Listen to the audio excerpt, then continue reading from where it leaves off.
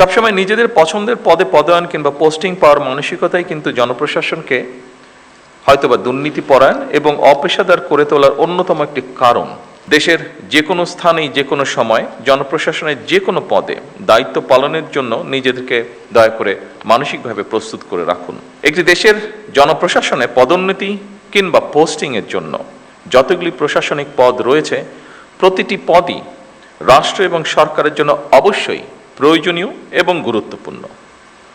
সুতরাং শুধুমাত্র পদোন্নতি কিংবা নিজেদের পছন্দের জায়গায় পোস্টিংয়ের জন্য পেশাদারিত্বের সঙ্গে আপোষ করলে সংশ্লিষ্ট কর্মকর্তারা সাময়িকভাবে হয়তো লাভবান হতে পারেন, তবে সেটি আমি ব্যক্তিগতভাবে যেটা মনে করি, তবে সেটি বা সার্বিকভাবে জনপ্রশাসনের দক্ষতা এবং নিরপেক্ষতার উপরে একটা নেতিবাচক প্রভাব ফেলে।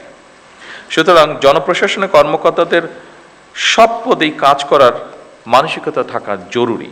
কেন জরুরি আমি এক্ষুনি আপনাদের সামনে সেটি বলবো। সবসময় নিজেদের পছন্দের পদে পদায়ন কিংবা পোস্টিং পাওয়ার মানসিকতাই কিন্তু জনপ্রশাসনকে হয়তোবা দুর্নীতিপরায়ণ এবং অপেশাদার করে তোলার অন্যতম একটি কারণ।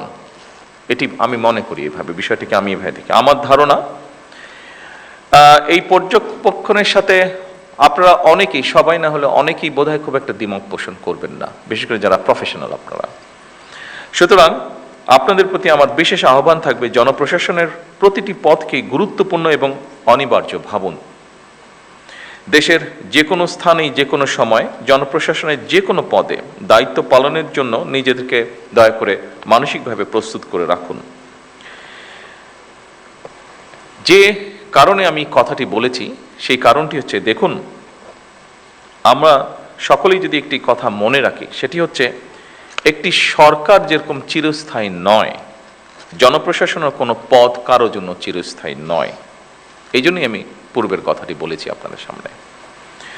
জনপ্রশাসনের যে কোনো স্তরের কর্মকর্তাগণ যদি রাষ্ট্রের প্রয়োজনে যে কোনো সময় যে কোনো পদে দেশের স্বার্থে যে কোনো স্থানে কাজ করার জন্য মানসিকভাবে প্রস্তুতি থাকেন, আমার বিশ্বাস জনপ্রশাসনে পেশাদারিত্ব গড়ে ওঠার ক্ষেত্রে এটা একটা সহায়ক ভূমিকা রাখবে।